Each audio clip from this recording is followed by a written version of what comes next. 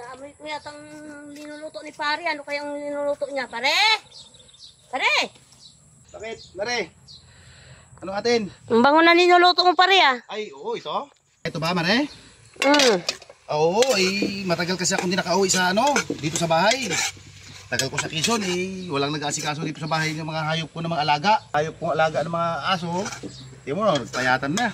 Ito, bumili ako ng dyan sa kapitbahay, isang kilong buto-buto. Lulutuin ko, sasabawan ko para ipapaulam sa kanila, sa mga alaga kong aso at saka mga pusa dito. Mga sus, grabe nakapapayat. Wala kasi nag-aasikaso sa kanila. Tagal ko kasi sa Quezon. Kahit konti lang pare.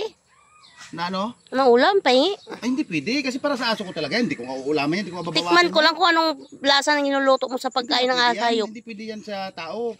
Pwede rin ulamin ng tao yan. Pero hindi talaga pwedeng bawasan. Kasi para nakabudget talaga yan sa mga alaga kong aso at mga pusa. Kaya nagpayatan ng aso. Grabing mahal mong aso, no? Mga hayop mo, no? Pero meron ako lulutuin mamaya pare na ulam ko. Ano yung pare? Ito Yan, piprituhin ko yan mamaya. Dito bibigyan kita mamaya. Ito kasi pang ulam ko almusal. Ay, ako yan pare. Ay, grabe ka naman. Matinik. Napaka... Ano mo naman? Mapili ka naman. Ikaw na nga nangihingi. Ibibigyan ka na nga ng ulam. Ikaw pang papipili. Ba't kasi nagluto ka nga pinaamoy mo pa yung sa akin ng karne? Ay. Alam mo mahilig ako sa karne. Ba't hindi mo ako binibigyan? Mare, hindi ko sinasadyang maamoy mo yung niluluto ko. Hindi ko sinasadya. Ngayon, nandiyan ka lang sa kabila. Natural, maamoy mo. O, dahil ikaw kasi masyado kang... sa kapitbahay mo, may maamoy ka lang, lalapit ka agad, hingi ka agad ng ulam.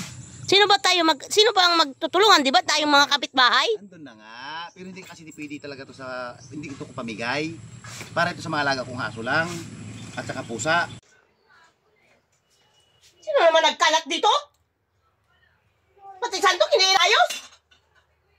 May hugasan na naman. Sino naman nagkain dito na ina ko? Tingnan mo ang... Gigigil na naman ako dito sa mga tao dito. Magkain, hindi na ayos. Yung mga nagkain dito.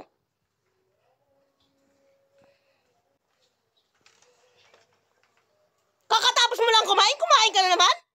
Grabe ka naman. Katapos na rin na isang oras na lumipas ako nagkain. Gutom na ka tao. Ba, nagutom ka sa maghawak ng cellphone maghapon? Kala mo madali na mag-cellphone, madali maghiga. Kapagod din kayo maghiga. Maghawak ng cellphone. Ang hugasan ha? Kakahugas ko lang, andyan na naman, nagkakalat daw sa kusina. Diba? Trabaho ba ng lalaki maghugas? Binga, isipin mo, trabaho ng lalaki maghugas? Bakit? Puro babae na lang pala? Oo, siyempre trabaho. Ay, anong gagawin mo? Mag-cellphone na mag-cellphone? Oo. Dapat pag nagutom, magkain yan, ganyan, kain. Ang laki palang ginamit mong lalagyan ng plato. May plato naman dyan, dyan pa kayo nagkain ng... Kung plato kasi kunti ang laman, ito, ganyan kalahati kanina, malapit na ubos.